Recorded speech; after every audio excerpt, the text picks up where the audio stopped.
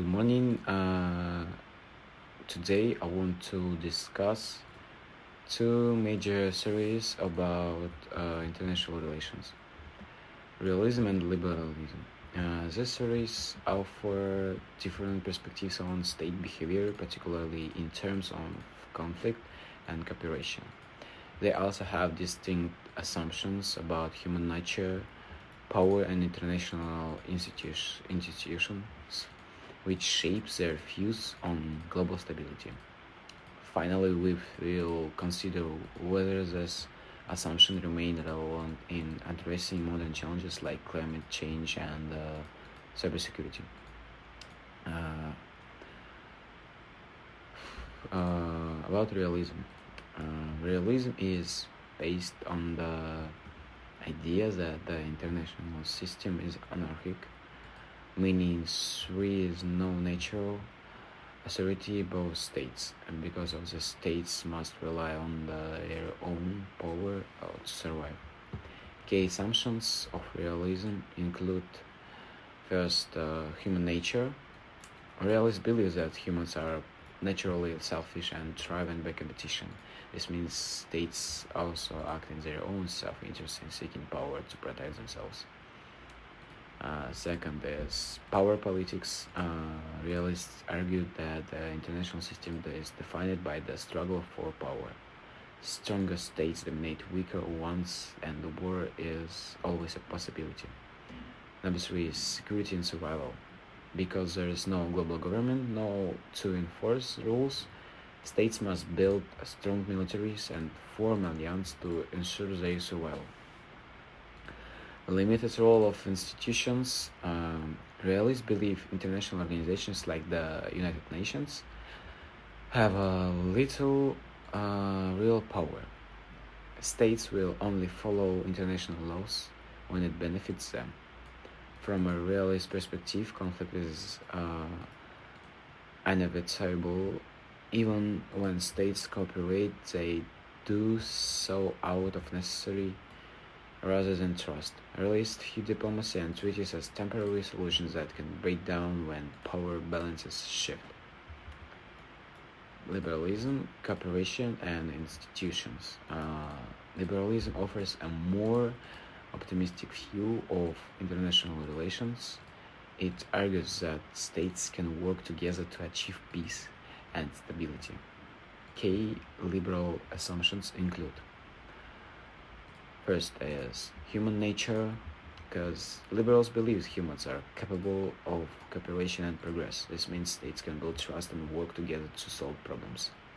Number two is power as interdependence. Instead of focusing only on military range, liberals emphasize economic, political, and social ties between states. Trade and globalization make war less likely. Third one is international institutions. Liberals argue that organizations like the UN and the World Trade Organization and the International Criminal Court play a crucial role in maintaining order. These institutions can help resolve disputes, promote diplomacy, and create international laws.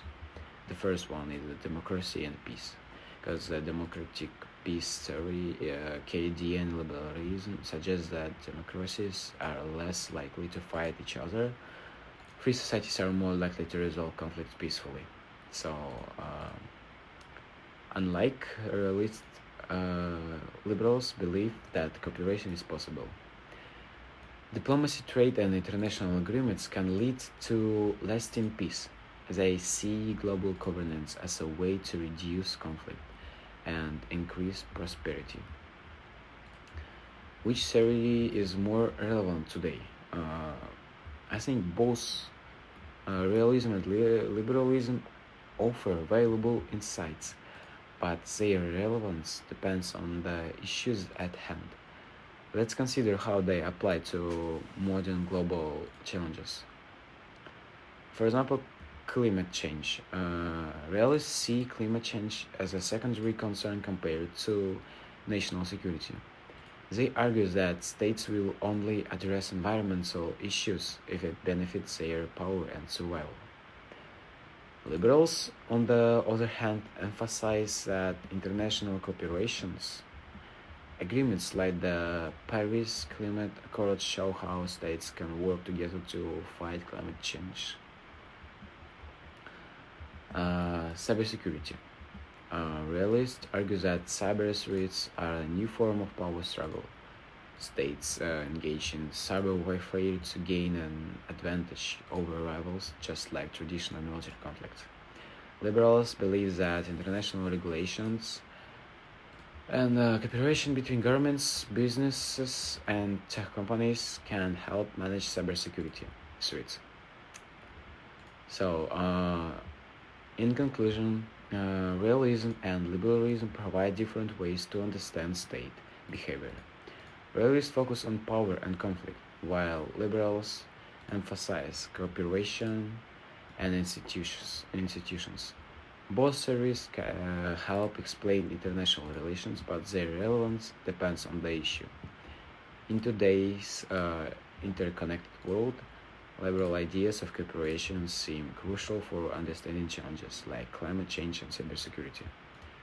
However, realists' concerns about power and security remain important in conflict and great power rivalries. Understanding both perspectives allows us to analyze global affairs more effectively. As international relations continue to involve elements of both realism and liberalism will likely shape our future. Thank you for your attention.